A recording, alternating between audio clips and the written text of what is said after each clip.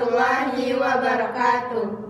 Perkenalkan, kami di sini dari kelompok 5 akan membahas tentang variabel dan operasionalnya. Sebelumnya kami akan memperkenalkan diri terlebih dahulu. Saya Puan Maharani dengan NIM 19011296 dan juga rekan saya Farah Fajriya dengan NIM 19011026.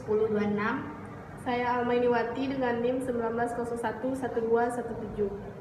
Saya Amatul Firdaus Damai dengan NIM 19011097. Teman-teman, kan minggu kemarin kita tuh bahas tentang variabel dan operasional ya kan. Terus aku lupa yang bagian variabel itu kan ada 5 macam gitu. Cuman aku lupa beberapa bagian ya. Aku ingat tuh penjelasan tentang variabel moderator. Itu tuh kan penjelasannya variabel yang dapat mempengaruhi yang dapat memperkuat ataupun memperlemah variabel satu dengan variabel lainnya kan. Terus juga ada hipotesisnya, contohnya tuh latihan dengan umpan balik akan mengurangi secara signifikan tingkat kecemasan menghadapi ujian pada siswa wanita tetapi tidak pada siswa laki-laki. Di yang jenis kelamin wanita dan laki-lakinya itu kan sebagai variabel moderatornya. Kalau variabel yang lainnya itu kayak gimana? Kalian bisa tolong jelasin?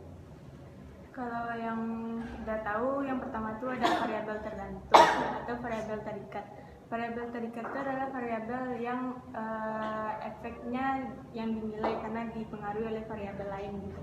Contohnya itu seperti dalam sebuah jurnal hubungan pernikahan usia dini dengan tingkat perceraian, maka variabel terikatnya itu yaitu tingkat perceraiannya.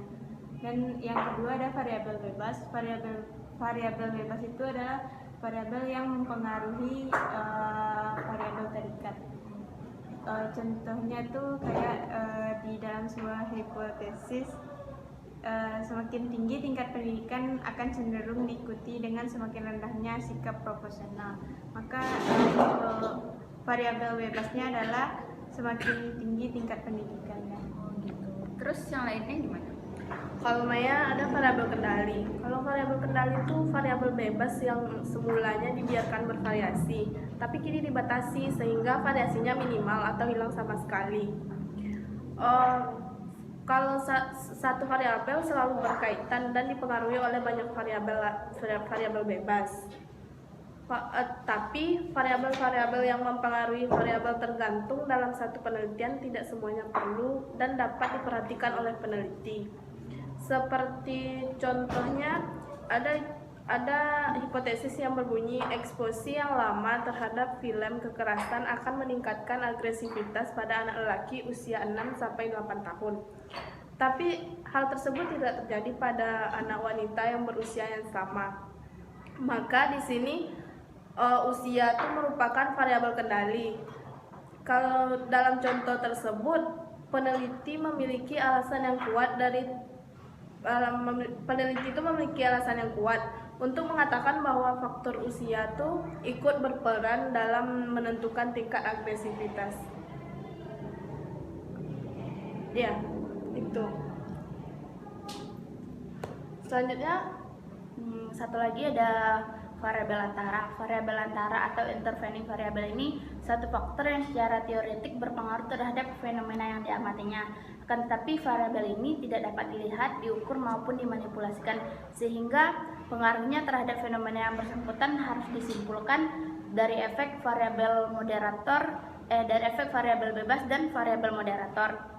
Suatu variabel antara hanya ada secara konseptual, artinya variabel ini hanya ada secara konsep teoritis yang digunakan untuk menjelaskan hubungan antara variabel bebas dan variabel tergantung, yang mana variabel bebas ini mempengaruhi variabel antara, kemudian variabel antara mempengaruhi variabel bebas. Contohnya dalam studi status sosial ekonomi terhadap prestasi belajar, dikonsepkan bahwa status sosial ekonomi dan beberapa variabel lainnya berpengaruh terhadap prestasi belajar maupun motivasi belajar.